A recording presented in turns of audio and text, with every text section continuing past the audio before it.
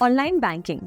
Online banking एक electronic system है जो फाइनेंशियल इंस्टीट्यूशंस के कस्टमर्स को फाइनेंशियल ट्रांजैक्शंस करने का मौका देती है।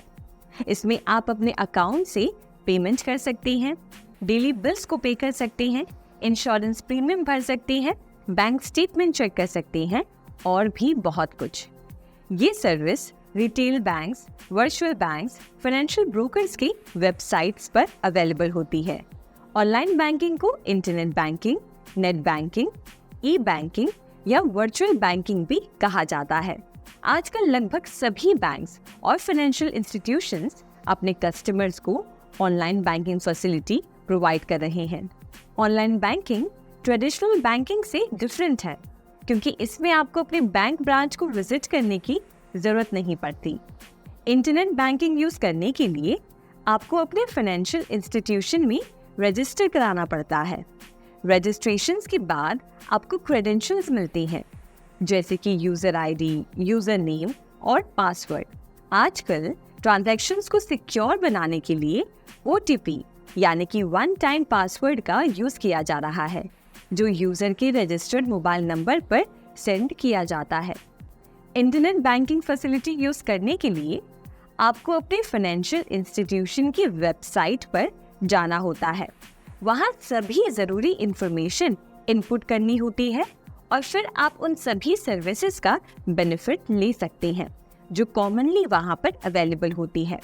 फाइनेंशियल इंस्टीट्यूशंस आपको आपके ट्रांजैक्शंस के बारे में SMS और ईमेल भी भेजते हैं। चलिए अब जानते हैं ऑनलाइन बैंकिंग के कुछ फायदे। ऑनलाइन बैंकिंग से बैंक्स और यूजर्स दोनों को बहुत सारे फायदे होते हैं। चलिए कुछ बेनिफिट्स को डिटेल में समझते हैं।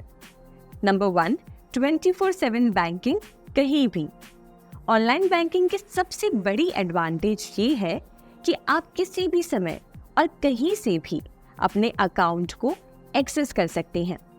जैसे अगर आपको रात के 2 बजे अपने किसी दोस्त को पैसे भेजने हैं तो आप बिना किसी दिक्कत के अपने मोबाइल या कंप्यूटर से तुरंत पैसे ट्रांसफर कर सकते हैं। इससे आपको अपने बैंक के ब्रांच जाने की जरूरत नहीं पड़ती और आप अपने फाइनेंशियल काम बिना किसी रुकावट के कर सकते हैं। नंबर 2, कम लागत वाला लेन देन। ऑनलाइन बैंकिंग से ट्रांजैक्शंस करना काफी सस्ता पड़ता है। बहुत से बैंक्स ऑनलाइन ट्रांजैक्शंस के लिए या तो बिल्कुल कम फीस चार्ज करते हैं या फिर एकदम फ्री में ये सर्विस प्रोवाइड करते हैं। जैसे अगर आपको अपना मोबाइल रिचार्ज कराना है या किसी को पैसे ट्रांसफर करने हैं तो आप ये काम बिना किसी एडिशनल चार्ज के कर सकते हैं। नंबर 3, समय की बचत।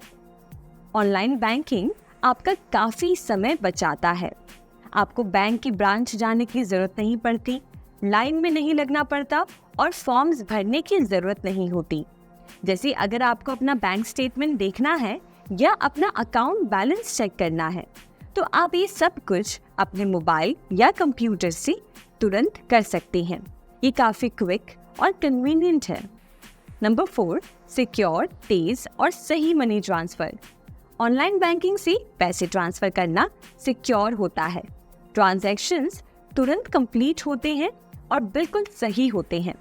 जैसे अगर आपने अपने दोस्त को पैसे भेजे हैं तो आप सिर्फ उसका अकाउंट नंबर और अमाउंट डालकर आसानी से पैसे ट्रांसफर कर सकते हैं। OTP और सिक्योर ऑथेंटिकेशन की वजह से आपका ट्रांजैक्शन बिल्कुल सेफ होता है। नंबर 5, घर से उपयोगिता बिलों का भुगतान। ऑनलाइन बैंकिंग से अब घर बैठे अपने electricity bill, water bill, internet bill, insurance premium और भी बहुत कुछ पे कर सकते हैं। जैसे अगर आपको अपने घर का इलेक्ट्रिसिटी बिल पे करना है तो आप अपने बैंक की ऐप या वेबसाइट पर जाकर सिर्फ कुछ क्लिक्स में ये काम आसानी से कर सकते हैं। आपको अपना बिल अमाउंट डालना होता है और OTP डालने के बाद आपका बिल पे हो जाता है। इससे आपको बिजली बोर्ड के ऑफिस जाने की जरूरत नहीं पड़ती और आप आसानी से अपने बिल्स पे कर सकते हैं। जैसे मान लीजिए आपको अपने कॉलेज की फीस पे करनी है। पहले आपको बैंक या कॉलेज के ऑफिस जाकर फीस डिपॉजिट करनी पड़ती थी, पर अब आप अपने बैंक की ऐप से ये काम घर बैठे आसानी से कर सकते हैं। आपको सिर्फ अपने बैंक के ऐप में लॉगिन करना है, कॉलेज की अकाउंट डिटेल्स डालनी है, अमाउंट डालना है और पे बटन पे प्रेस करना है। OTP एंटर करने के बाद आपकी फीस तुरंत पे हो जाती है। इससे आपका टाइम और एफर्ट दोनों बचता है और आप बिना किसी टेंशन के अपने फाइनेंशियल काम कंप्लीट कर सकते हैं। आजकल आप ट्रेडिशनल बैंकिंग की लगभग सभी सर्विसेज ऑनलाइन एक्सेस कर सकते हैं। चलिए कुछ खास फैसिलिटीज के बारे में बात करते हैं जो ऑनलाइन अवेलेबल हैं। नंबर 1, आधार ऑथेंटिकेशन के साथ बैंक अकाउंट खोलना। आप अपना बैंक अकाउंट घर बैठे खोल सकते हैं आधार ऑथेंटिकेशन के जरिए, जिससे आपको बैंक ब्रांच जाने की जरूरत नहीं पड़ती और आप ऑनलाइन ही अपने डॉक्यूमेंट्स को सबमिट करके बैंक अकाउंट खोल सकते हैं। नंबर 2, अपने खाते की राशि और बैलेंस चेक करना। आप अपने अकाउंट का बैलेंस और स्टेटमेंट कभी भी चेक कर सकते हैं। जैसे अगर आपको देखना है कि आपके अकाउंट में कितने पैसे हैं, तो आप अपने बैंक के ऐप या वेबसाइट पर लॉगिन करके तुरंत ये काम कर सकते हैं। नंबर 3, अपने खाते से किसी और के खाते में पैसे ट्रांसफर करना। आप अपने अकाउंट से किसी भी दूसरे अकाउंट में पैसे ट्रांसफर कर सकते हैं। जैसे अगर आपको अपने दोस्त को पैसे भेजने हैं, तो आप ऑनलाइन बैंकिंग का यूज करके तुरंत पैसे ट्रांसफर कर सकते हैं। नंबर 4, फिक्स डिपॉजिट्स और अन्य इन्वेस्टमेंट्स को मैनेज करना। आप अपने फिक्स डिपॉजिट्स और दूसरे इन्वेस्टमेंट्स को ऑनलाइन मैनेज कर सकते हैं। जैसे अगर आपको नया फिक्स डिपॉजिट खोलना है या पुराने फिक्स डिपॉजिट को रिन्यू कराना है, तो आप ये ऑनलाइन जाकर कर सकते हैं।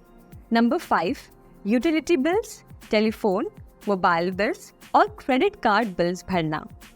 आप अपने घर के बिजली, पानी, टेलीफोन, मोबाइल और क्रेडिट कार्ड बिल्स भी ऑनलाइन पे कर सकते हैं। जिससे आप अपने बैंक के ऐप से अपने घर के बिजली का बिल पे कर सकते हैं बिना कहीं जाएं। नंबर 6, डिमांड ड्राफ्ट की रिक्वेस्ट, चेकबुक, चेक एनकैशमेंट रोकना, डेबिट या क्रेडिट कार्ड को ब्लॉक या अनब्लॉक करना। आप डिमांड ड्राफ्ट, चेकबुक के लिए रिक्वेस्ट कर सकते हैं, चेक एनकैशमेंट रोक सकते हैं और अपने डेबिट कार्ड या क्रेडिट कार्ड को ब्लॉक या अनब्लॉक कर सकते हैं। जैसे अगर आपका डेबिट कार्ड खो जाता है, तो आप तुरंत ऑनलाइन जाकर अपने डेबिट कार्ड को ब्लॉक कर सकते हैं। नंबर 7, डेबिट कार्ड के लिए पिन रीजनरेशन। अगर आप अपने डेबिट कार्ड का पिन भूल गए हैं, तो आप ऑनलाइन पिन रीजनरेशन की रिक्वेस्ट कर सकते हैं। जैसे आप अपने बैंक के ऐप से नए पिन के लिए अप्लाई कर सकते हैं और बैंक आपको नए पिन की डिटेल्स भेज देगा। बैंक अकाउंट खोलने के लिए आपको सबसे पहले डिसाइड करना होता है कि आप किस टाइप का अकाउंट खोलना चाहते हैं, जैसे savings, current account, recurring account etcetera. उसके बाद ये स्टेप्स फॉलो करके आप अपना अकाउंट खोल सकते हैं। Number 1, type of account decide करें। पहले ये डिसाइड करें कि आपको किस टाइप का अकाउंट खोलना है, सेविंग्स अकाउंट, करंट अकाउंट या रिकरिंग अकाउंट में से जो भी आपको जरूरत के हिसाब से सही लगता है उसे सिलेक्ट करें। नंबर 2, नजदीकी ब्रांच से कांटेक्ट करें। जो भी अकाउंट आपने सिलेक्ट किया है उसके बाद अपने नियरेस्ट बैंक ब्रांच को कांटेक्ट करें। आप बैंक ब्रांच जाके या उनके कस्टमर सर्विस नंबर पे कॉल करके उन्हें कांटेक्ट कर सकते हैं। नंबर 3, परफॉर्मा फॉर्म फिल करना। बैंक के ऑफिशियल्स आपकी मदद करेंगे परफॉर्मा फॉर्म फिल करने में। ये फॉर्म बैंक अकाउंट खोलने के लिए जरूरी डिटेल्स को फिल करने के लिए होता है। आपको ये फॉर्म एक्यूरेटली फिल करना होता है ताकि कोई भी प्रॉब्लम ना हो। नंबर 4, जरूरी डॉक्यूमेंट्स सबमिट करना। फॉर्म फिल करने के बाद बैंक ऑफिशियल्स आपको डॉक्यूमेंट्स की लिस्ट देंगी जो अकाउंट खोलने के लिए रिक्वायर्ड है। इन डॉक्यूमेंट्स में आपका आईडी प्रूफ जैसे कि Aadhaar card, PAN card, address proof, passport size photos और कुछ और डॉक्यूमेंट्स इंक्लूड होते हैं। जनधन अकाउंट। प्रधानमंत्री जनधन योजना का अकाउंट गवर्नमेंट ऑफ इंडिया ने 2014 में शुरू किया था। ये एक नेशनल प्रोग्राम है जो फाइनेंशियल सर्विसेज जैसे savings, deposit bank account, remittance, credit, insurance, pension को इकोनॉमिकली वीकर सेक्शन तक अफोर्डेबल तरीके से पहुंचाता है। जनधन अकाउंट खोलने के लिए कुछ इम्पोर्टेंट डॉक्यूमेंट्स की ज़रूरत होती है। आधार कार्ड। अगर आपके पास आधार कार्ड या आधार नंबर है तो दूसरे डॉक्यूमेंट्स की ज़रूरत नहीं पड़ती। अगर आपका एड्रेस चेंज हो गया है तो करंट एड्रेस का सेल्फ सर्टिफिकेशन ही काफ़ी है। अन्य वैलिड डॉक्यूमेंट्स। अगर आपके पास आधार कार्ड नहीं है तो आपको इनमें से कोई भी एक वैलिड डॉक्यूमेंट जमा कराना होता है, जैसे कि voter ID, driving licence, pan card, passport या नरेगा कार्ड। अगर इन डॉक्यूमेंट्स में आपका एड्रेस भी मेंशन्ड है तो ये आइडेंटिटी और एड्रेस प्रूफ दोनों के रूप में काम आता है। अगर किसी के पास ऊपर दिए गए वैलिड डॉक्यूमेंट्स नहीं हैं, पर बैंक ने उस व्यक्ति को लो रिस्क कैटेगरी में रखा है, तो उस व्यक्ति को अकाउंट खोलने के लिए इनमें से कोई भी डॉक्यूमेंट जमा कराने की अनुमति दी जाती है, जैसे कि सेंट्रल या state government departments, statutory regulatory authority, public sector undertakings, scheduled commercial banks और पब्लिक फाइनेंशियल इंस्टीट्यूशंस द्वारा एप्लीकेंट के पिक्चर के साथ इशू किया गया आइडेंटिटी कार्ड। दूसरा विकल्प, गेजेटेड ऑफिसर द्वारा अटेस्टेड एप्लीकेंट के फोटो के साथ इशू किया गया डॉक्यूमेंट।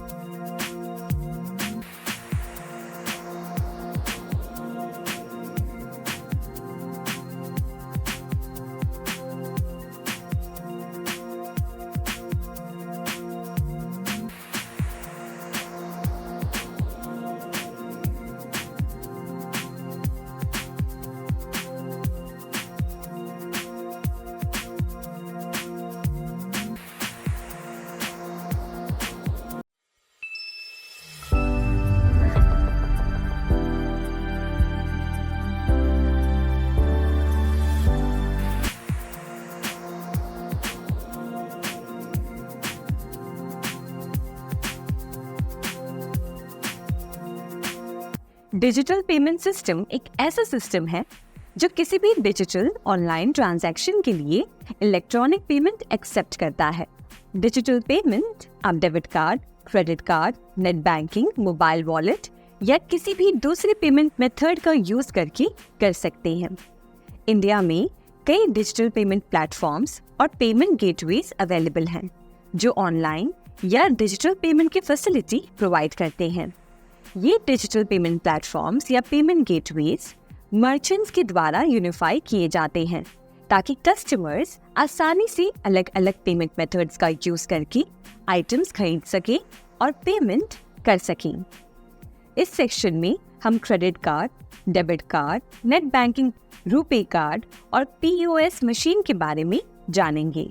क्रेडिट कार्ड एक छोटा प्लास्टिक कार्ड होता है जो किसी बैंक या किसी दूसरे फाइनेंशियल इंस्टीट्यूशन के द्वारा इशू किया जाता है। इस कार्ड की मदद से यूजर प्रोडक्ट्स और सर्विसेज को क्रेडिट पर खरीद सकते हैं। ये इलेक्ट्रॉनिक मनी का सबसे आसान रूप है और अंतर्राष्ट्रीय स्तर पर भी व्यापक रूप से इस्तेमाल होता है। डेबिट कार्ड जिसे बैंक कार्ड या चेक कार्ड भी कहते हैं, एक प्लास्टिक पेमेंट कार्ड होता है जो शॉपिंग के दौरान कैश की जगह इस्तेमाल किया जाता है। ये क्रेडिट कार्ड के समान होता है, लेकिन क्रेडिट कार्ड के विपरीत इसमें रकम सीधे आपके बैंक अकाउंट से डेबिट हो जाती है। RuPay card national payments corporation of India NPCI के द्वारा लॉन्च किया गया एक इंडियन डोमेस्टिक कार्ड स्कीम है। ये कार्ड हर नागरिक को सुरक्षित, सिंपल और low cost payment method provide करता है। रुपे नाम रुपी और पेमेंट का कॉम्बिनेशन है जो इस कार्ड की प्योरली इंडियन होने को दर्शाता है। ये एक राष्ट्रीय स्तर पर डेबिट कार्ड है।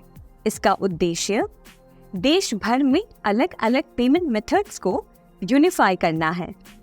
इंटरनेट बैंकिंग आपके बैंक के इंटरनेट बैंकिंग का इस्तेमाल इंडिया में सबसे लोकप्रिय मेथड है।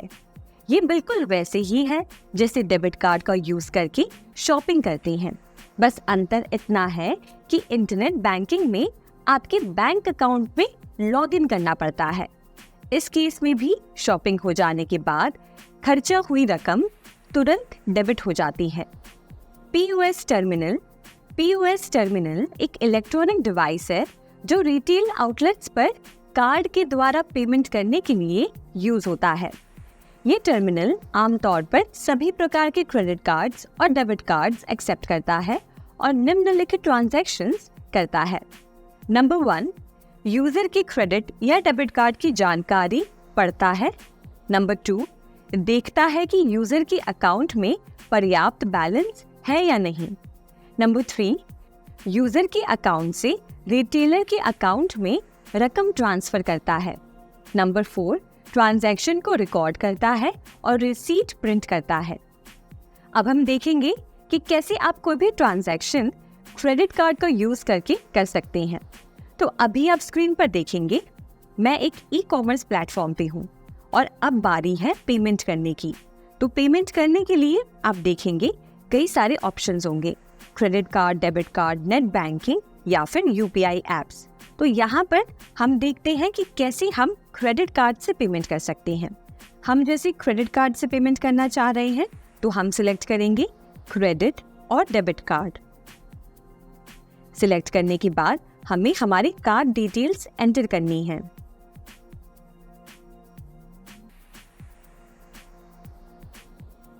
अब ये जो छोटी विंडो ओपन होती है, यहाँ पे हमें हमारी कार्ड डिटेल्स एंटर करनी है।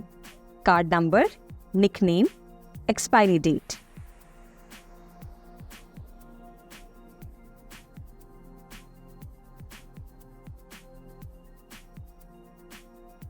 एक बार आपने सारे डिटेल्स एंटर कर दी, उसके बाद आपको क्लिक करना है एंटर कार्ड डिटेल्स। अगले विंडो में हमें CVV नंबर एंटर करना है। CVV यानी कि कार्ड वेरिफिकेशन वैल्यू। ये कार्ड के पीछे 3 अंकों का एक वैल्यू होता है जिसे एंटर करने के बाद हम हमारे कार्ड को वेरीफाई कर सकते हैं।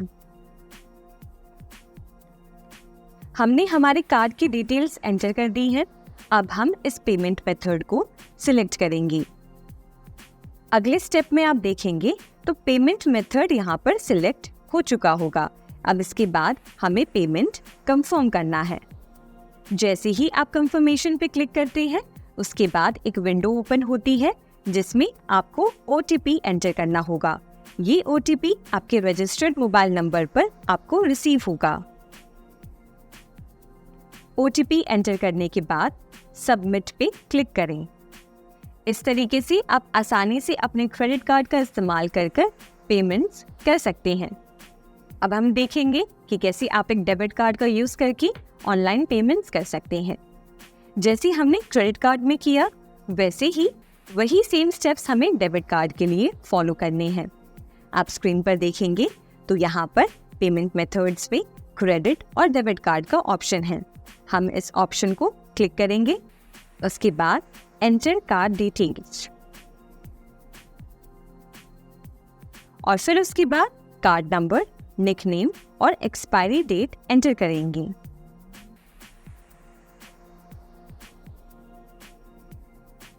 क्लिक करेंगे enter card details. Next step में हमें CVV नंबर एंटर करना है। अब हम सिलेक्ट करेंगे use this payment method. Next step में हम ऑर्डर को कंफर्म करेंगे। ऑर्डर को कंफर्म करने के बाद बारी आती है OTP एंटर करने की। OTP एंटर करने के बाद हम कंफर्म पे क्लिक करेंगे और ऐसे आसानी से हम डेबिट कार्ड से पेमेंट कर सकते हैं। अब चलिए देखते हैं कि कैसे आप एक नेट बैंकिंग पेमेंट कर सकते हैं। उसके लिए हम स्क्रीन पर आ जाते हैं और जिस तरीके से हमने क्रेडिट और डेबिट कार्ड सिलेक्ट किया था, वैसे ही आप देखेंगे तो एक नेट बैंकिंग का ऑप्शन है। हम नेट बैंकिंग पे क्लिक करेंगे। क्लिक करने के बाद चूज एन ऑप्शन पे क्लिक करेंगे अब यहाँ से हम हमारा बैंक सिलेक्ट करेंगे। सिलेक्ट करने के बाद हम क्लिक करेंगे यूज दिस पेमेंट मेथड। जैसे कि आप देख सकते हैं कि पेमेंट मेथड में नेट बैंकिंग सिलेक्ट हो गया है। अब हम हमारे ऑर्डर को कंफर्म करेंगे। अगले स्टेप में हम हमारे बैंक के पेज पर आ जाते हैं जिसमें हमें लॉगिन करना है। यूजर आईडी या मोबाइल नंबर के थ्रू हम लॉगिन कर सकते हैं। नेक्स्ट स्टेप में हमें डेबिट कार्ड पिन एंटर करना है। अब क्लिक करेंगे गेट OTP। अब हमारे रजिस्टर्ड मोबाइल नंबर पे जो OTP आया होगा वो हमें यहाँ पर एंटर करना है। फिर हम क्लिक करेंगे लॉगिन पर। नेक्स्ट स्टेप में हमें पेमेंट डिटेल्स कंफर्म करनी है और पे पर क्लिक करना है।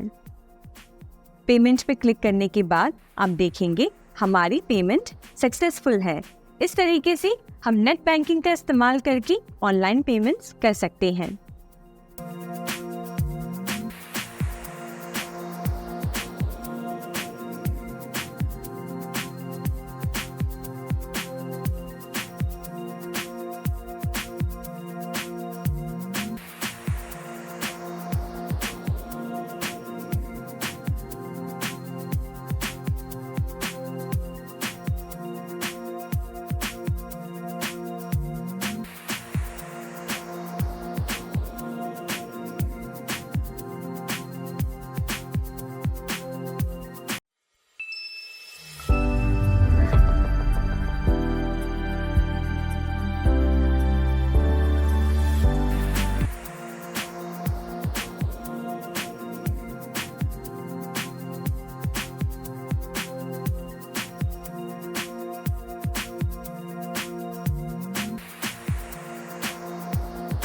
तो आइए इसमें हम जानते हैं मोबाइल पेमेंट्स के बारे में। मोबाइल पेमेंट्स के बारे से आप समझ रहे होंगे कि मोबाइल पेमेंट्स यानी कि वो पेमेंट्स जो आप मोबाइल से करते हैं। इन मोबाइल पेमेंट्स को आप कह सकते हैं डिजिटल वॉलेट या फिर मोबाइल वॉलेट या फिर मोबाइल मनी।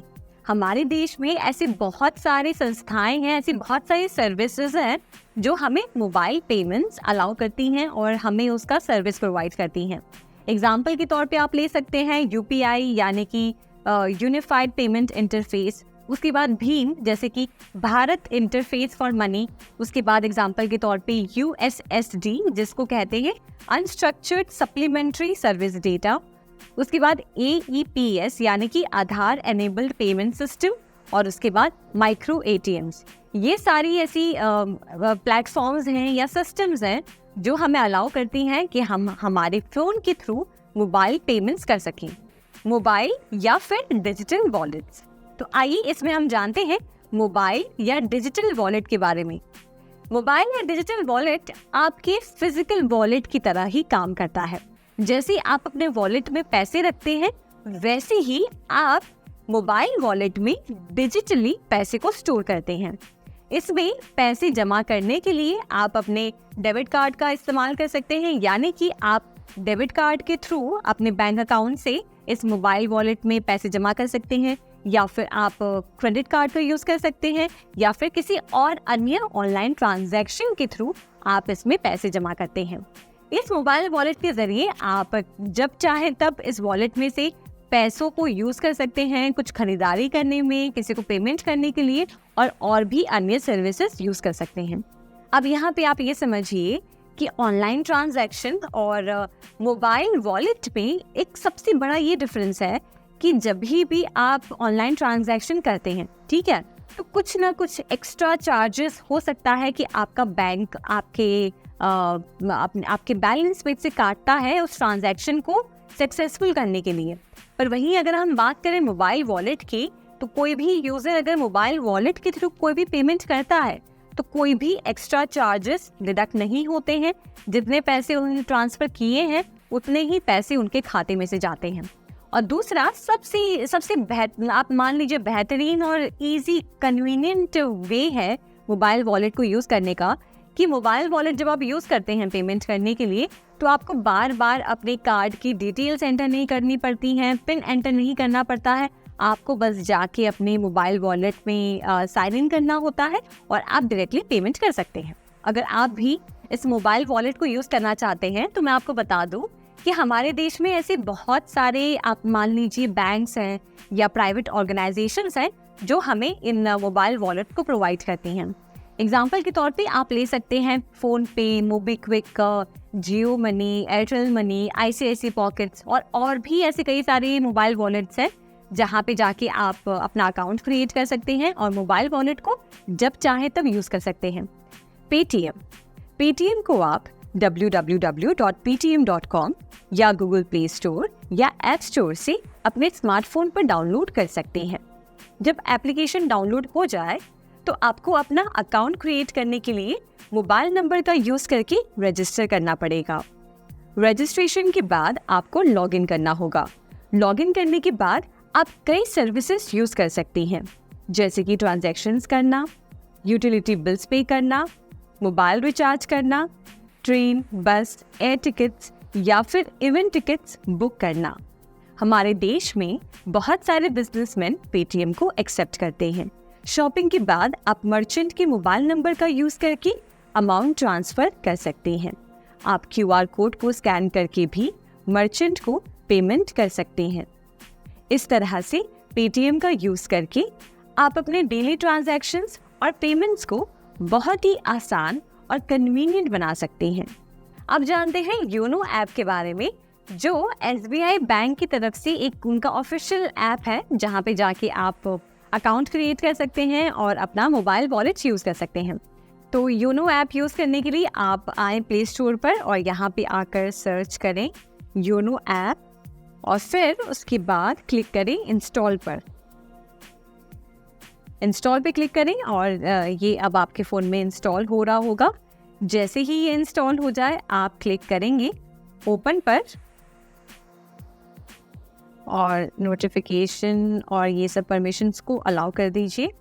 तो अगर आप पहले से ही SBI कस्टमर हैं तो आप रजिस्टर नाउ पे क्लिक करें रजिस्टर करने के लिए। और अगर आप SBI कस्टमर नहीं हैं तो आप नीचे की तरफ जो ओपन सेविंग्स अकाउंट ऑप्शन है उस पर आप सिलेक्ट करेंगे और यहाँ जाके आपके पास देखिए दो ऑप्शंस हैं, एक तो है विदाउट ब्रांच विजिट और फिर दूसरा है विद ब्रांच विजिट। अगर आप ब्रांच को विजिट करके अपना KYC कराना चाहते हैं, डॉक्यूमेंट्स लेकर जाना चाहते हैं फिजिकली, तो आप विद ब्रांच विजिट सिलेक्ट करें। अगर आप घर बैठे KYC कराना चाहते हैं तो आप ये सिलेक्ट कर सकते हैं। तो विदाउट ब्रांच विजिट मैंने यहाँ पे सिलेक्ट किया और यहाँ पे आप सबमिट पे क्लिक करें। उसके बाद आप open an insta plus savings account पे जाके आप स्टार्ट अ न्यू एप्लीकेशन पे क्लिक करेंगे। यहाँ पे देखिए वीडियो KYC प्रोडक्ट इन्फॉर्मेशन आ गई है, जिसमें आपकी जो KYC है वो वीडियो कॉल के द्वारा की जाएगी। Paperless account opening, no branch visit required और ये सारी इन्फॉर्मेशन यहाँ पे दी गई हैं। हम यहाँ पे इस पे चेक मार्क पे क्लिक करेंगे और फिर उसके बाद नेक्स्ट पे क्लिक करेंगे और यहाँ पे आपके अकाउंट ओपनिंग के लिए यहाँ पे देखिए प्रोसेस दे दिया गया है कि जिसमें आपको ऐप इंस्टॉल करना है, मोबाइल नंबर डालना है और वेरीफाई करना है OTP और ये सब। तो हम यहाँ पे नेक्स्ट पे क्लिक करेंगे और यहाँ पे आपको अपना मोबाइल नंबर एंटर करना है। यहाँ पे आप अपना मोबाइल नंबर एंटर करेंगे। देखिए मैं अपना मोबाइल नंबर एंटर कर रही हूँ। यहाँ पर जाकर आप अपनी ईमेल ID एंटर कर सकते हैं, ये ऑप्शनल है, अगर आप चाहें तो आप इसे स्किप कर सकते हैं। मैंने यहाँ एंटर कर दिया है। उसके बाद हम क्लिक करेंगे सबमिट पे। जैसे ही हम सबमिट पे क्लिक करते हैं तो आपका जो मोबाइल नंबर है उस पर एक OTP रिसीव हुआ होगा, वो OTP आपको यहाँ पे डालना है। तो हम हमारे फ़ोन में चेक करेंगे OTP क्या है और यहाँ से मैं OTP एंटर कर रही हूँ। एक OTP हमारे मोबाइल पे आया है और एक OTP हमारे मेल पे आया है। तो हम मेल में जाके चेक करेंगे कि मेल में कौन सी OTP रिसीव हुई है। तो यहाँ पे हम मेल में जो OTP रिसीव हुई है वो इंसर्ट करेंगे और उसके बाद सबमिट पे क्लिक करेंगे। सबमिट पे आप क्लिक करेंगे तो यहाँ पे देखिए ये ऑप्शन आ रहा है, please create your application password, minimum 8 characters with combination of letters in upper and lower case, digits and special characters. तो यहाँ पे आपको अपना एप्लीकेशन पासवर्ड डालना है। समझिए मैंने पासवर्ड एंटर किया।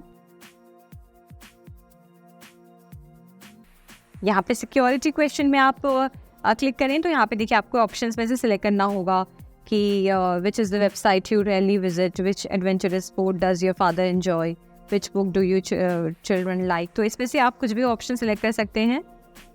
हम यहाँ पे जो भी सिक्योरिटी क्वेश्चन है उसे सिलेक्ट करके हम सिक्योरिटी आंसर यहाँ पे प्रोवाइड कर सकते हैं और उसके बाद आप नेक्स्ट पे सिलेक्ट करें, ओके पे क्लिक करेंगे और यहाँ पे आप चाहें तो अपने पासवर्ड को सेव कर सकते हैं। हम यहाँ पे नॉट नाउ पे क्लिक करेंगे और यहाँ पे देखिए अकाउंट ओपनिंग के लिए 2 ऑप्शंस आ गए हैं। आप CRS डिक्लेरेशन फॉर्म को क्लिक करेंगे इसकी चेक बॉक्स पे और उसके बाद आपको ये सारे कंसेंट्स जो है अग्री करने हैं। अब इसके बाद जाकर आपको एंटर करना है अपना आधार नंबर और VID नंबर। आप यहाँ पे जाके अपना आधार नंबर एंटर करें। मैं अपना आधार नंबर यहाँ पे एंटर कर देती हूँ,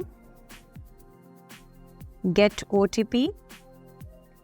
और अब आपका आधार कार्ड जिस मोबाइल नंबर के साथ लिंक्ड है उस पर एक OTP रिसीव होगा, आपको वो OTP एंटर करना है। अब जैसे ही आप अपना OTP एंटर करते हैं आप देखेंगे कि आपका अकाउंट SBI के साथ ओपन हो गया है और अब आप योनो ऐप के थ्रू उनका मोबाइल वॉलेट यूज़ कर सकते हैं और अपने अकाउंट में पैसे ट्रांसफ़र कर सकते हैं। योनो एप्लीकेशन से स्टेटमेंट डाउनलोड करने के लिए आप सबसे पहले एप्लीकेशन में जाएं, अपना MPIN एंटर करें। MPIN एंटर करने के बाद अकाउंट्स पे टैप करें। अकाउंट्स पे जाने के बाद आप अकाउंट को सिलेक्ट करें और ट्रांजैक्शन में जाएं। ट्रांजैक्शन डिटेल्स में आप देखिए कि स्टेटमेंट डाउनलोड करने की जो ऑप्शन है वो आपको नज़र आ रही होगी। आप जिस भी डेट या मंथ या 3 मंथ्स या 6 मंथ्स या 1 ईयर का स्टेटमेंट डाउनलोड करना चाहते हैं वहाँ से सिलेक्ट करके आप इस तरीके से PDF में अपना स्टेटमेंट डाउनलोड कर सकते हैं। PDF के साथ साथ आपको नीचे की तरफ पासवर्ड नज़र आएगा, जहाँ पे जो पासवर्ड डिस्प्लेड है उस पासवर्ड को आप सेम जब पासवर्ड में टाइप करेंगे तो आप अपने स्टेटमेंट को खोलकर देख पाएंगे। अब इसमें हम जानते हैं UPI के बारे में, यानी कि unified payment interface. Unified payment interface बनाया गया है NPCI की तरफ से, यानी कि national payment corporation of India. NPCI ने ये एक माध्यम बनाया है जिसके माध्यम से आप ऑनलाइन पेमेंट कर सकते हैं। इसे यूज़ करने के लिए और इसके द्वारा कोई भी रिटेल शॉप में जाकर किसी के बैंक अकाउंट में पैसे ट्रांसफ़र करने के लिए आपको कोई भी कार्ड की डिटेल एंटर नहीं करनी पड़ती, आपको IFSC कोड और MPIN वगैरह नहीं एंटर करना होता है। भीम UPI, भीम यानी कि भारत इंटरफेस फॉर मनी एक यूनिफाइड पेमेंट सोल्यूशन है जो UPI यूनिफाइड पेमेंट्स इंटरफेस पर बेस्ड है। अगर आपने अपना bank account UPI based payments के लिए रजिस्टर कर रखा है और ये आपके मोबाइल नंबर से कनेक्टेड है तो आप भीम ऐप का यूज़ करके डिजिटल ट्रांजैक्शंस करने के लिए तैयार हैं। भीम एप्लीकेशन उन सभी इंडियन बैंक्स को इंक्लूड करता है जो इमीडिएट पेमेंट सर्विस यानी कि IMPS प्लेटफॉर्म यूज़ करते हैं। इसका मतलब ये है कि आप भीम ऐप के ज़रिए 2 बैंक अकाउंट्स के बीच में आसानी से पैसे ट्रांसफ़र कर सकते हैं। इस ऐप का यूज़ करके आप अपने बैंक अकाउंट से किसी दूसरे बैंक अकाउंट में पैसे भेज सकते हैं और पैसे रिसीव भी कर सकते हैं और ये सब कुछ बहुत ही आसान और सिक्योर तरीके से होता है। भीम ऐप के ज़रिए आप QR कोड स्कैन करके भी पेमेंट कर सकते हैं जो शॉपिंग और बिल पेमेंट्स के लिए बहुत कन्वीनियंट है। ये ऐप बिगनर्स के लिए भी फ्रेंडली है और यूज़ करना बहुत सिंपल है। तो सबसे पहले तो अगर आप एक एंड्रॉयड यूज़र हैं तो आप जाएंगे प्ले स्टोर पर और प्ले स्टोर पर जाकर इंस्टॉल करेंगे और अगर आप एक एप्पल यूज़र हैं तो आप ऐप स्टोर पे जाएंगे। इसके बाद आप देखेंगे तो अगले स्टेप में हमें यहाँ से अपना मोबाइल नंबर जांच कराना है। तो यहाँ से आप अपना सिम कार्ड सिलेक्ट करें, या जैसे मेरे फ़ोन में यहाँ पे सिम 1 है और सिम 2 है, तो आपको अपना सिम कार्ड सिलेक्ट करना है और वो नंबर सिलेक्ट करना है जिस पर आप भीम एप्लीकेशन को जो है रजिस्टर करना चाहते हैं। तो अब देखिए, मैं यहाँ से सिम सिलेक्ट करूँगी। सिलेक्ट करने के बाद आपको जो है आगे बढ़ी पर क्लिक करना है। क्लिक करने के बाद अब यहाँ पे मोबाइल नंबर सत्यापित करने की स्टेप्स आएंगे, जैसे कि सबसे पहले तो आपको एक OTP रिसीव होगा। उन स्टेप्स के बाद अब आप देखेंगे तो यहाँ पे ऑटोमेटिकली OTP जनरेट हो गया है। अब यहाँ जैसे ही आप अपना मोबाइल नंबर रजिस्टर करते हैं, अब बारी आती है पासवर्ड रजिस्टर कराने की, यानी कि एक 4 अंकों का पासवर्ड जिसे आप यूज करेंगे अपने भीम एप्लीकेशन को ओपन करने के लिए। तो यहाँ पे आप जो भी नंबर डालना चाहते हैं वो आप नंबर डालें और अपना पासवर्ड रजिस्टर करवाएं। अब जैसे ही आप अपना पासवर्ड रजिस्टर करते हैं, उसके बाद आपको नीचे की तरफ जो टिक मार्क का साइन है उस पे क्लिक करना है। टिक मार्क पे क्लिक करते ही अब आपको सिलेक्ट करना है कि आप बैंक खाते के साथ शुरू करना चाहते हैं या फिर आप रुपे क्रेडिट कार्ड के साथ शुरू करना चाहते हैं। तो जैसे कि हम बैंक खाते के साथ शुरू करना चाहते हैं तो हम बैंक खाता सिलेक्ट करेंगे। अब अगले स्टेप में आपको अपना बैंक यहाँ से ढूंढना है। तो जिस भी बैंक में आपका अकाउंट है वो आप ऐसे स्क्रॉल करके सर्च कर सकते हैं या फिर आप यहाँ पे टाइप कर सकते हैं। तो जैसे मान लीजिए मैंने अपना बैंक जो है यहाँ से सिलेक्ट किया, और जैसे ही आप अपना बैंक सिलेक्ट करते हैं आप देखेंगे कि आपके बैंक के साथ जो खाता जुड़ा है उसकी इंफॉर्मेशन यहाँ पर स्क्रीन पर आ जाती है। अगर आपको अपना बैंक चेंज करना है तो आप बदले वाले ऑप्शन पे जाके अपना बैंक चेंज कर सकते हैं, या फिर जो यहाँ पे बैंक अकाउंट दिखा रहा है उसके साथ आप आगे बढ़ना चाहते हैं तो आप उसे सिलेक्ट करें। और यहाँ आप देखेंगे कि जैसे ही हम सारे स्टेप्स को फॉलो करते हैं तो आप अब तैयार हैं अपने फ़ोन में भीम UPI ऐप को यूज़ करने के लिए। तो आप सबसे पहले देखेंगे तो यहाँ पे काफ़ी सारे ऑप्शंस हैं, काफ़ी सारे सर्विसेज हैं, जैसे कि अगर आप मोबाइल नंबर से या UPI पर आप पेमेंट करना चाहते हैं तो आप पहला ऑप्शन सिलेक्ट करेंगे। अगर आप बैंक को पैसे भेजना चाहते हैं बैंक के द्वारा तो आप सेकेंड ऑप्शन सिलेक्ट करेंगे। वैसे ही अगर आप अनुरोध स्वीकार करना चाहते हैं यानी कि पेमेंट रिसीव करना चाहते हैं तो आप तीसरा ऑप्शन सिलेक्ट करेंगे, या फिर आप QR कोड के ज़रिए जो है पैसे भेजना चाहते हैं या रिसीव करना चाहते हैं तो आप माई QR कोड पे जाएंगे। तो अगर आप माई QR कोड पे क्लिक करते हैं तो यहाँ पे देखेंगे कि आपके सामने एक बार कोड है। ये एक black and white bar code है जो आप यूज़ कर सकते हैं पेमेंट रिसीव करने के लिए। जैसे फॉर एग्जांपल अगर आप ये बार कोड किसी के साथ व्हाट्सएप पे शेयर करते हैं और वो व्यक्ति, सामने वाला व्यक्ति इस बार कोड को स्कैन करके जब पेमेंट करता है तो वो पेमेंट आपको रिसीव होती है। तो ये स्पेशली आपका बार कोड है। आप जब पेमेंट रिसीव करना चाहते हैं तो आप इस बार कोड को शेयर करके भी कर सकते हैं। इसी की तरह अगर आप किसी और को पैसे भेजना चाहते हैं उनका बार कोड इस्तेमाल करके तो वो भी आप कर सकते हैं। आप एप्लीकेशन में नीचे की तरफ देखें, एक स्कैन का ऑप्शन है, तो यहाँ पे आप स्कैन पे क्लिक करें और स्कैन पे जैसे आप क्लिक करेंगे आप देखेंगे कि एक कैमरा ओपन हो जाएगा।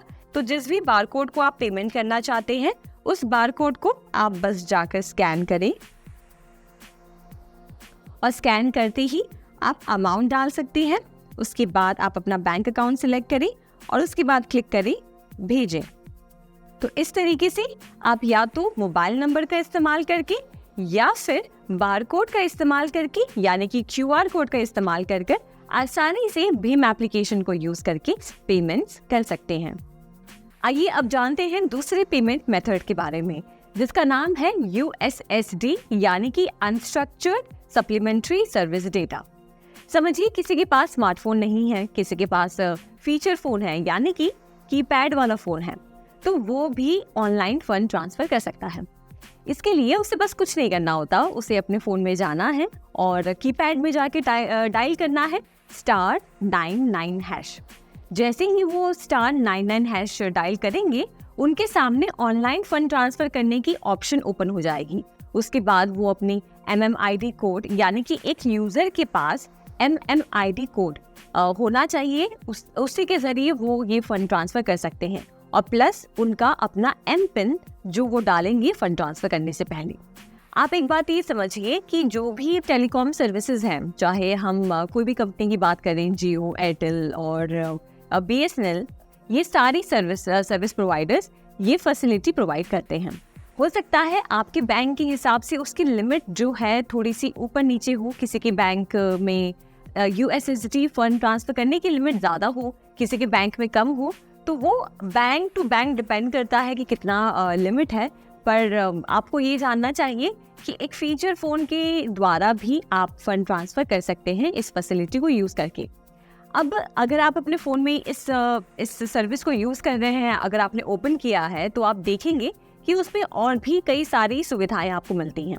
सबसे पहले तो हमारा जो मेन मकसद है फ़ंड ट्रांसफ़र करने का, आप फ़ंड ट्रांसफ़र कर सकते हैं।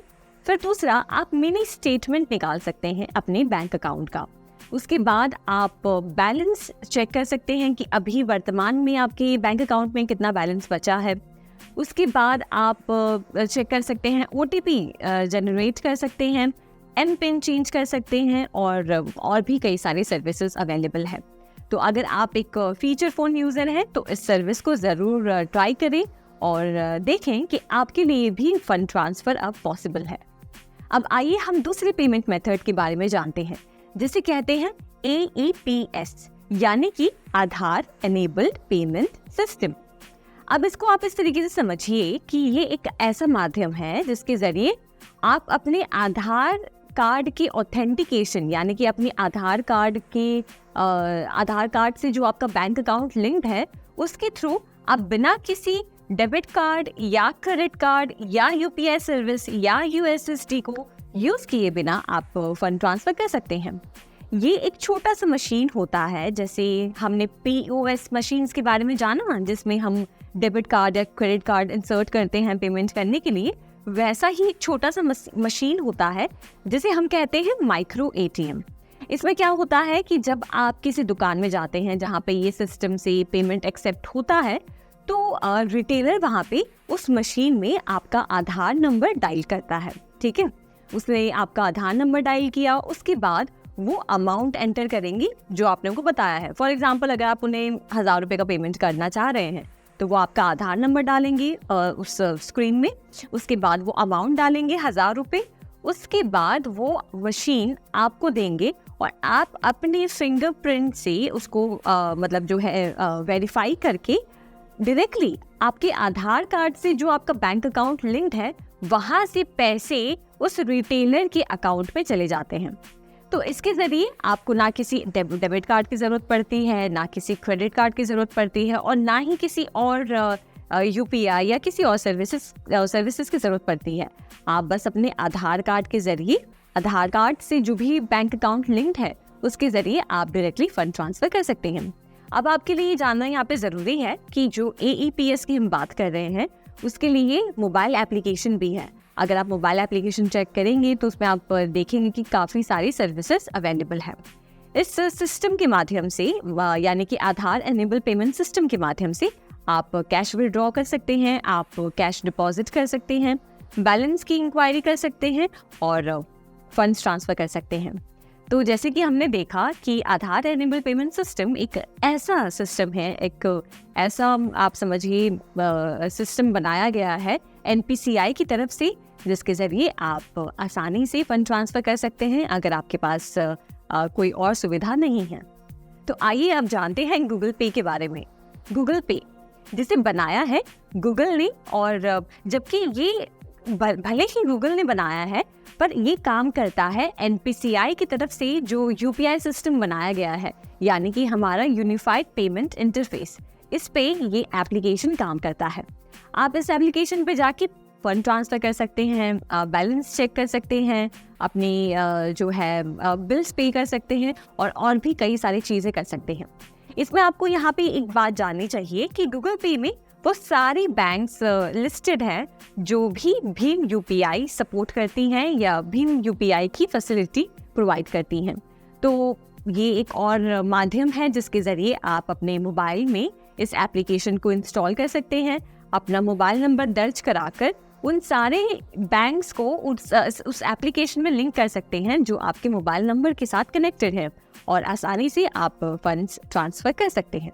NEFT यानी कि नेशनल इलेक्ट्रॉनिक फंड्स ट्रांसफ़र एक इलेक्ट्रॉनिक पेमेंट सिस्टम है जो ट्रांजैक्शंस को हाफ आवर बैचेस में प्रोसेस करता है।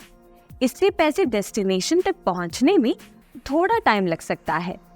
ये सर्विस 24/7 अवेलेबल है और किसी भी अमाउंट को ट्रांसफ़र करने के लिए यूज़ किया जा सकता है।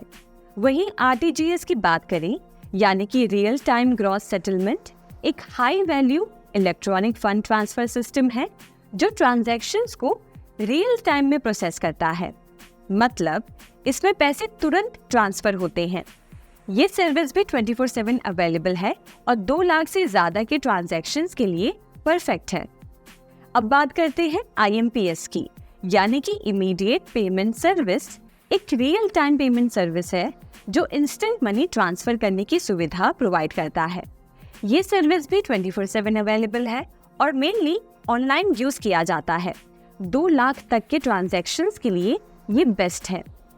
चलिए एक टेबल के जरिए समझते हैं कि NEFT, RTGS और IMPS में मेन अंतर क्या है। पहली कंपैरिजन कैटेगरी है सेटलमेंट टाइप। NEFT में आप देखेंगे तो ये हाफ आवर बैचेस में ट्रांजैक्शंस प्रोसेस करता है, मतलब पैसे भेजने के बाद थोड़ा समय लग सकता है। RTGS ये रियल टाइम में प्रोसेस करता है, मतलब पैसे तुरंत ट्रांसफ़र हो जाते हैं। IMPS ये भी रियल टाइम में प्रोसेस करता है, इंस्टेंट मनी ट्रांसफ़र के लिए। अब हम देखते हैं minimum transfer limit. NEFT minimum transfer limit है 1 रुपये, मतलब आप 1 रुपये भी ट्रांसफ़र कर सकते हैं। RTGS यहाँ मिनिमम ट्रांसफ़र लिमिट है 2 लाख रुपए, मतलब सिर्फ बड़ी अमाउंट से ट्रांसफ़र कर सकते हैं। IMPS मिनिमम ट्रांसफ़र लिमिट है 1 रुपये। अब देखते हैं मैक्सिमम ट्रांसफ़र लिमिट।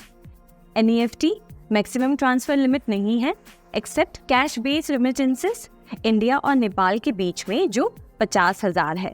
RTGS कोई मैक्सिमम लिमिट नहीं है, आप जितना चाहें उतना ट्रांसफ़र कर सकते हैं।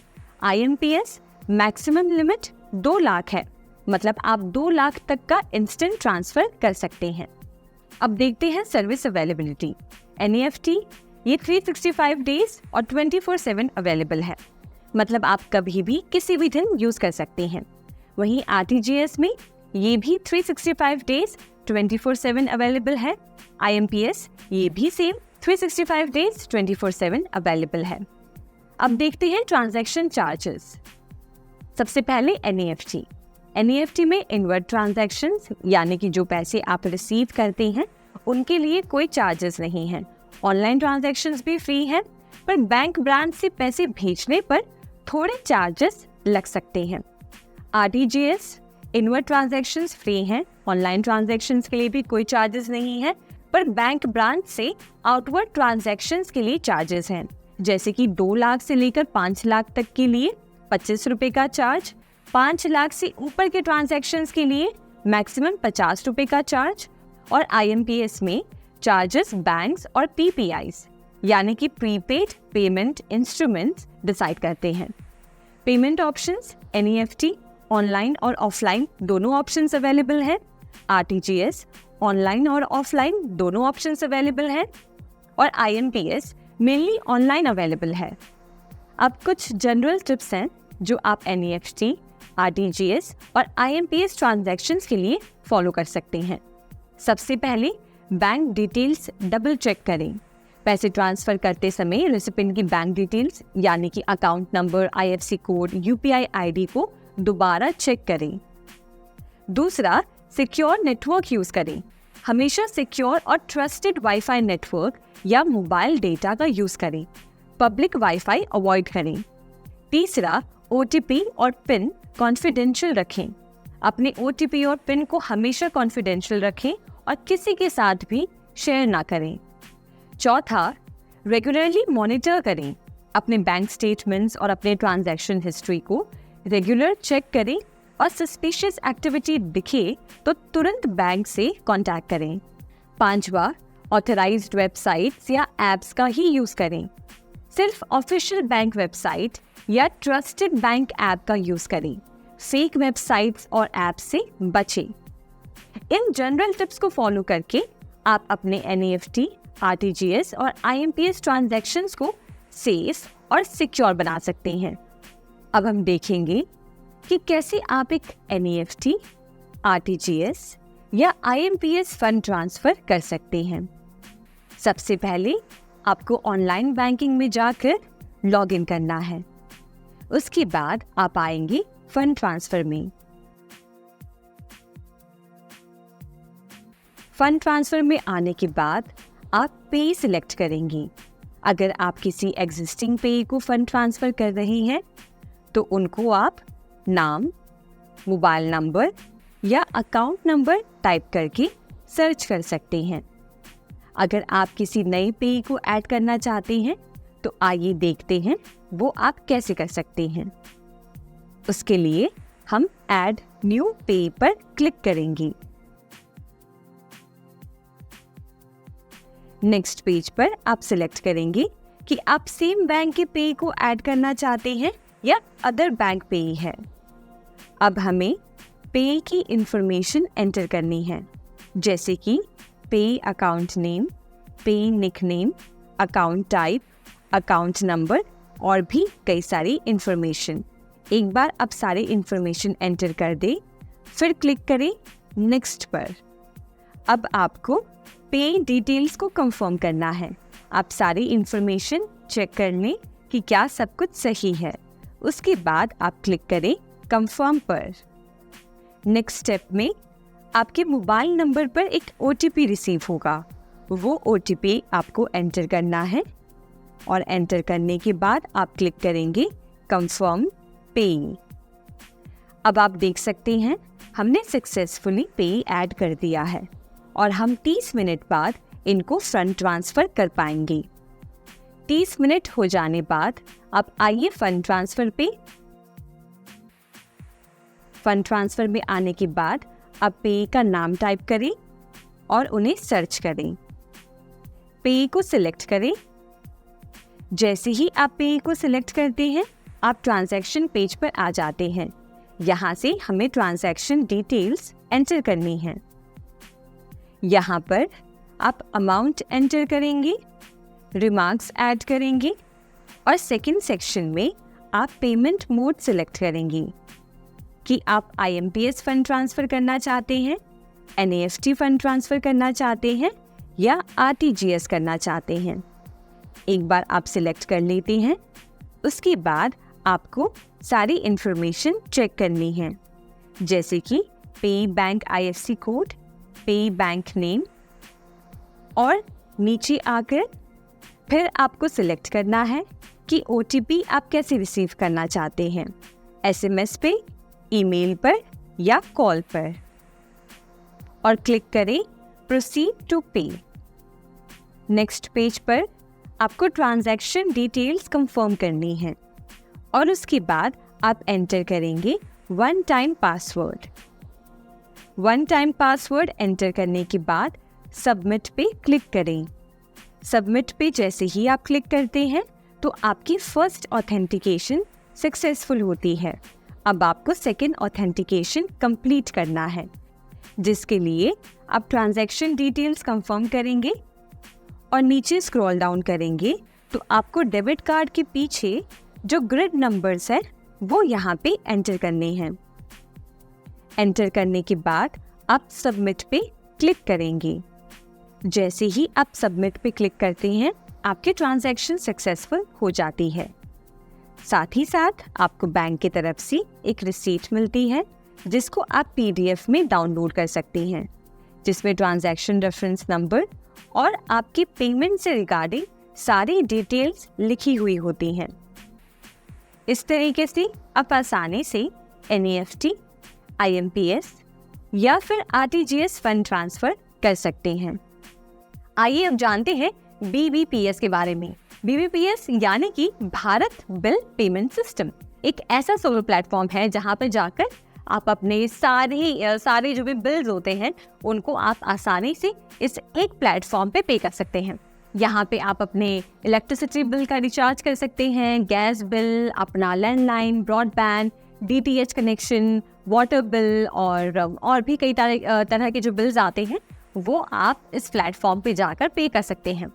यूनियन बैंक ऑफ इंडिया ने BBPS को बिल प्रेजेंटेशन मॉड्यूल में डाला है, जिसके ज़रिए आप इंटरनेट बैंकिंग चैनल का यूज़ करके आप आसानी से अपने सारे बिल्स एक ही जगह पे कर सकते हैं।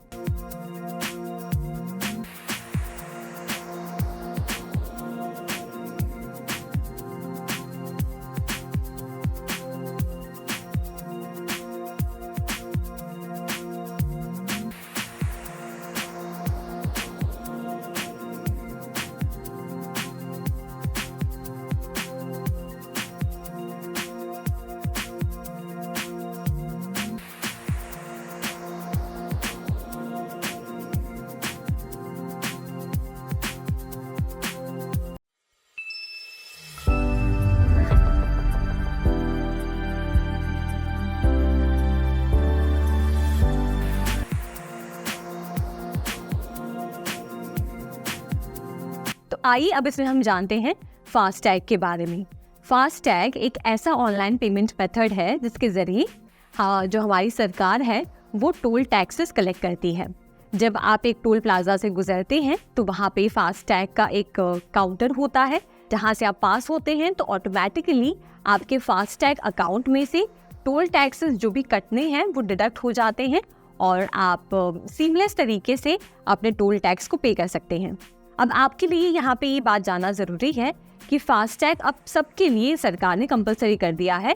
जिनके पास भी 4 पहियों वाली गाड़ी है या 4 पहियों से ज़्यादा वाली जो है गाड़ी है, सबके लिए फास्टैग अब ज़रूरी है।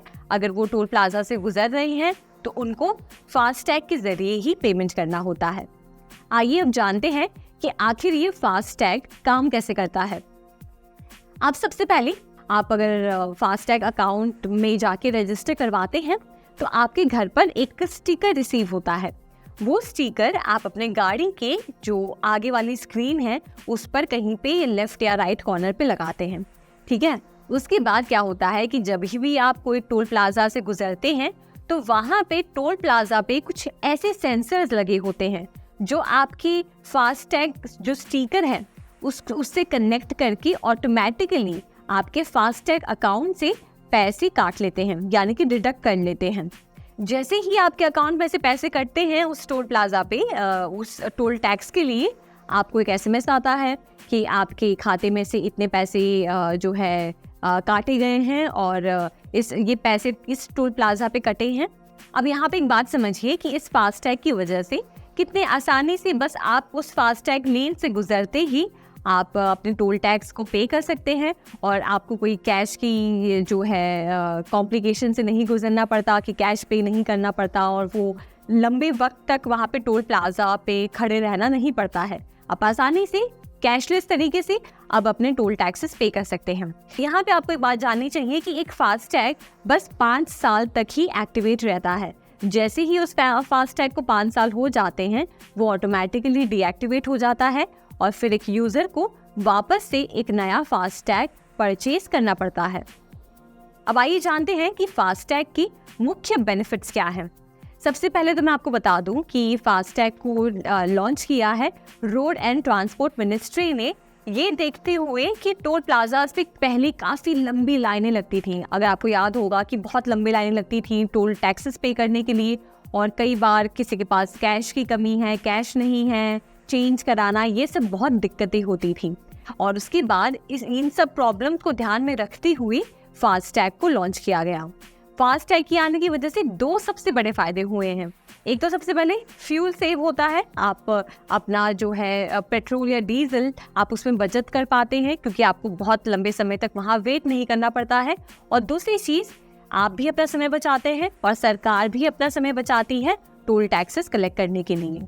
और जैसे कि हमने इससे पहले देखा, फास्टैग SMS सर्विस भी प्रोवाइड करता है कि यानी कि जैसे ही आपके खाते में से टोल टैक्स डिडक्ट होता है तो आपको SMS पे नोटिफिकेशन आ जाता है कि आपके खाते में से इतने पैसे काटे गए हैं। अब अगर हम पूरे देश की बात करें तो हमारे पूरे देश में जितने भी टोल प्लाजाज हैं उसमें 500 से ज़्यादा टोल प्लाजाज में ये फास्टैग एक्सेप्ट होता है। सबसे पहले तो 2014 में इसे शुरू किया गया था अहमदाबाद और मुंबई हाईवे के बीच में। उसके बाद 2015 में चेन्नई और बेंगलुरु हाईवे के बीच में से शुरू किया गया और अब आप हर टोल प्लाजा में देखेंगे कि फास्टैग अब एक्सेप्ट होते हैं। यहाँ पे आपको ये बात जाननी ज़रूरी है कि 1 दिसंबर 2019 के बाद से फास्टैग अब सबके लिए कंपलसरी कर दिया गया है। रोड एंड ट्रांसपोर्ट मिनिस्ट्री ने तो जो कार मैन्युफैक्चरिंग कंपनीज हैं उन्हें भी कह दिया है कि वो ये ध्यान रखें कि उनके सारे कस्टमर्स जो भी अब से नई गाड़ियाँ खरीद रहे हैं वो अपनी गाड़ियों पर फास्टैग लगवाएं। तो ये हमने जाना फास्टैग के बारे में। इस चैप्टर में हमने उन सारे डिजिटल पेमेंट मेथड्स के बारे में जाना, हमने बैंक ट्रांसफर मोड्स के बारे में जाना और ऐसी और सुविधाओं के बारे में जाना जिसके ज़रिए हम इजीली पेमेंट कर सकते हैं और कैसे ऑनलाइन पेमेंट मेथड का इस्तेमाल करके आसानी से घर बैठे किसी को भी फंड ट्रांसफ़र कर सकते हैं।